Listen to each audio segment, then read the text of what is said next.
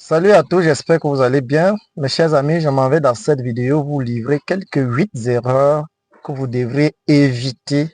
Vous devriez éviter de faire chaque fois que vous êtes au volant d'une voiture. Ceci vous permettra d'améliorer votre façon de conduire. Ceci vous permettra de rendre votre conduite plus fluide, moins stressante et pas beaucoup d'embrouille parce que beaucoup d'entre vous s'embrouillent beaucoup lorsqu'ils sont au volant. Alors, suivez cette vidéo jusqu'à la fin pour ne plus jamais tomber dans ces erreurs. Et en plus de ça, ces erreurs vous permettront également d'éviter d'échouer votre examen pratique de conduire. Lorsque vous conduisez, à l'examen, les membres de jury ou vos examinateurs sont très regardants dans ces erreurs, pour ces erreurs-là. Mes chers amis, suivez cette vidéo jusqu'à la fin pour ne plus faire les mêmes erreurs. Alors, avant de commencer avec ces 8 erreurs, je voudrais introduire avec un phénomène. Lorsque vous regardez votre tableau de bord, voici le tableau de bord qui est derrière. Lorsque vous regardez ce tableau de bord, il est tout vierge, tout noir, et on ne remarque aucune apparition d'un voyant. Alors, chaque fois que vous êtes assis dans une voiture, vous ne savez pas si le moteur ronfle ou pas, si la voiture est démarrée ou pas. Regardez simplement votre tableau de bord. Alors, quand le moteur ne fonctionne pas, ça, c'est l'aiguille du tachymètre, le tableau, le compte-tours ou le tachymètre. L'aiguille est positionnée en position 0. Au niveau 0, ça veut dire que le moteur ne ronfle pas. Alors, pour savoir si le moteur ronfle ou pas, lorsque le moteur est démarré, vous allez voir comment l'aiguille monte. L'aiguille n'est plus à la position 0. Le compte-tours est monté légèrement, soit souvent c'est à 1, soit c'est légèrement en bas de 1. Alors, ça vous indique que votre moteur ronfle. Alors, beaucoup d'entre vous conduisent souvent et jusqu'à ce que quand ils calent le moteur en route, ils ne savent pas si le moteur s'est arrêté ou pas. Parfois, le moteur ne s'est pas arrêté, mais il se retrouve en train de redémarrer la voiture. Je m'en vais vous donner quelques astuces. Quand vous arrêtez le contact, lorsque vous mettez la clé sur la position on, lorsque vous avez calé le moteur en route, vous allez voir l'apparition de ces voyants rouges. Regardez bien, vous avez les voyants rouges au tableau de bord. Lorsque vous remarquez qu'il y a la présence de ces voyants rouges dans votre tableau de bord, ça veut dire que votre moteur est en arrêt. Que ce soit les voyants rouges ou orange, c'est tout un ensemble de voyants qui apparaissent dans le tableau de bord. Ça veut simplement dire que votre moteur est en arrêt. Là, en ce moment, il faudrait aller tout simplement au niveau de la clé pour redémarrer votre voiture encore à 0. Et lorsque vous redémarrez votre véhicule, tous ces voyants disparaissent. L'unique voyant qui va rester dans le tableau de bord serait le voyant du frein à main. Voilà, pour ceux qui ne le connaissaient pas. Ce voyant signale pour votre frein à main. Et une fois que vous allez baisser le frein à main, le voyant va disparaître. Vous voyez, j'ai baissé mon frein à main et le voyant, il n'y est plus. Et si en cours de route, vous êtes en train de conduire et vous constatez l'apparition de ce même voyant, ce voyant qui réapparaît par exemple au tableau de bord, soit avec le frein à main déjà baissé, si le voyant réapparaît, ça veut dire que soit vous n'avez pas totalement baissé le frein à main, soit vous partez contrôler sous le capot s'il y a l'huile de frein dans votre boîte d'huile.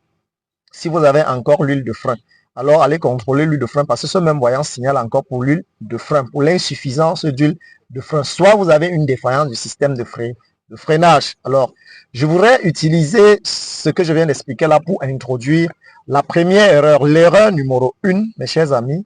Évitez de redémarrer un moteur quand il est en état de marche. Quand une voiture ronfle déjà, évitez de redémarrer. Je dis cela parce que beaucoup d'apprenants font ces erreurs à tout moment. Ce sont des erreurs très moches, ce sont des erreurs qui ne sont pas bonnes. Quand un moteur ronfle déjà, si vous hésitez, vous avez des doutes, vous ne connaissez pas si le moteur fonctionne ou pas, regardez toujours votre tableau de bord avant d'attaquer la clé de contact. Si vous voyez l'apparition des voyants, ça veut dire que le moteur s'est arrêté. Si vous voyez l'aiguille ici, le tachymètre ou le compte-tours positionné n'est pas à la position 0, ça veut dire que le moteur ronfle déjà. Parce qu'il y a des moteurs très silencieux que quand ça ronfle, on ne comprend pas comment c'est en train de ronfler. Alors, pour éviter d'aller redémarrer, regardez d'abord votre tableau de bord avant de redémarrer. Ça, c'était l'erreur numéro 1. L'erreur numéro 2, c'est quoi? Éviter d'appuyer sur la pédale d'embrayage et d'accélérateur au même moment. Beaucoup d'entre vous font généralement ces erreurs. Pendant que la voiture est en train de rouler, ils se retrouvent avec les deux pieds sur les deux pédales, l'embrayage et l'accélérateur. On n'appuie pas les deux pédales au même moment. Soit on appuie l'un, on libère l'autre, soit quand on commence à appuyer l'un, on libère également l'autre.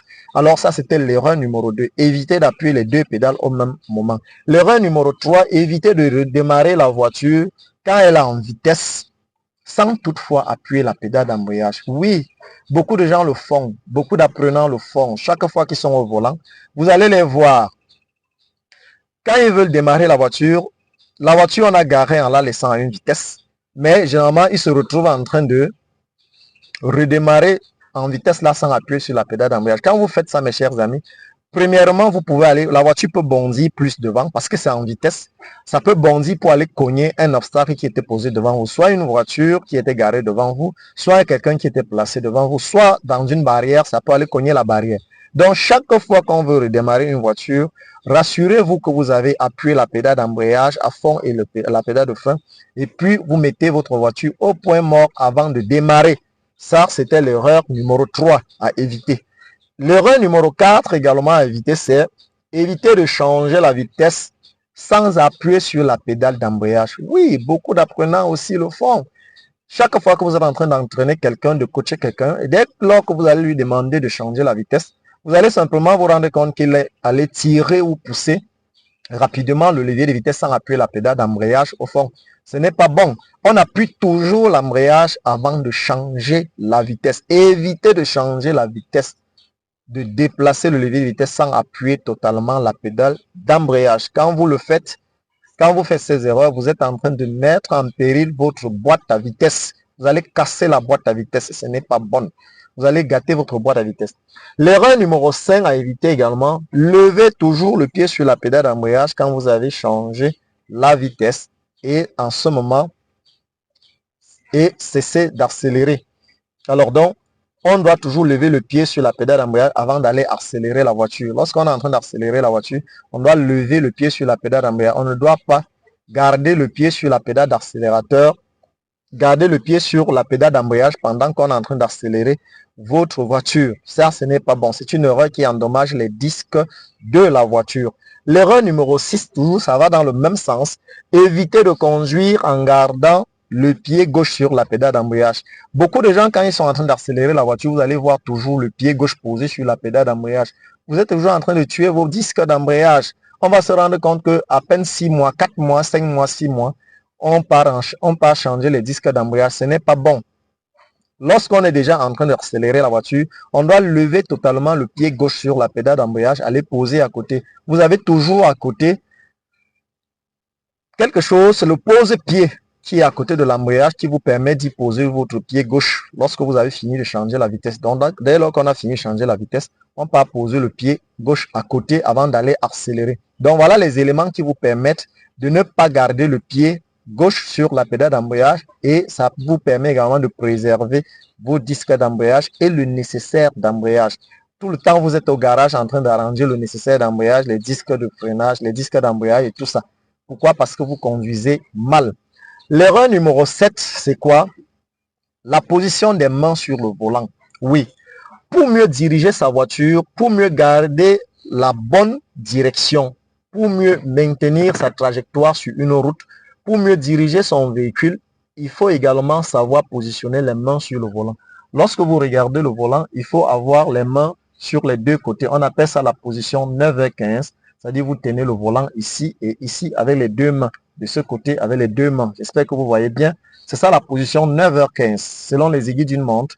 Et également, vous devez avoir soit la position 10h10. Les mains sont légèrement au-dessus de la position 9h15 des deux côtés. Alors c'est ça la position 10h10. Ça vous permettra de garder une bonne trajectoire sur une route. On a fait une vidéo dernièrement pour montrer comment il fallait rester au milieu de la chaussée, comment il faut rester au milieu de sa voie. Cela dépend également de sa position, de la position de ses mains sur le volant. Le 8e et le dernier point, mes chers amis, dernière erreur qu'il ne faut pas tomber dedans, c'est de savoir anticiper lorsque vous êtes en train de conduire. Beaucoup de gens ne savent pas cela. C'est pour cela que vous allez voir beaucoup d'apprenants s'embrouillent beaucoup. Beaucoup d'apprenants ont de la peine à maintenir la voiture sur une trajectoire. Ou quand ils s'embrouillent, ou quand il y a la présence des intercessions, ou des indices d'insécurité en route, ils s'embrouillent beaucoup. Ils s'embrouillent, ils ont de la peine à s'en sortir, à mieux conduire, à effectuer une conduite fluide. Alors mes chers amis, pour éviter, première chose, il faut savoir anticiper lorsque vous êtes au volant. Anticiper, c'est apprendre à regarder à distance tous les indices d'insécurité, à savoir les intercessions, les embouteillages, la présence des dos d'âne, des nids de poules, quels qu'en soient les obstacles, par exemple mobiles ou immobiles, les obstacles comme les véhicules qui sont en train de manœuvrer ou un piéton qui est en train de traverser la route. Vous devez apprendre à les regarder à distance. Quand on les regarde, on les voit à distance, ça vous amène à vous préparer de manière psychologique. Qu'est-ce qu'il faut faire? À vous poser un certain nombre de questions, à décider rapidement de ce qu'il faut faire. Premièrement, s'il s'agit d'une intercession, vous devez déjà directement signaler l'intention de là où vous partez. Deuxièmement, rétrograder la voiture et revenir en première vitesse pour ne pas vous embrouiller à la dernière minute. Et en maintenant, commencer à observer les règles de priorité qui existent. S'il y a une signalisation, vous vous apprêtez déjà à respecter la signalisation avant d'arriver à l'intersection que vous aurez déjà tout fait. Vous avez déjà tout fait, vous vous êtes déjà préparé avant d'y arriver. Là, ça vous permettra de ne plus vous embrouiller, de ne plus transpirer comme vous le faites souvent au volant. Mes chers amis, si vous avez aimé cette vidéo, si ça vous a plu, n'oubliez pas de liker, n'oubliez pas de partager et surtout de vous abonner pour ne plus tomber dans ce genre d'erreurs et ça vous évitera également d'échouer votre examen pratique du permis de conduire. Alors, ciao.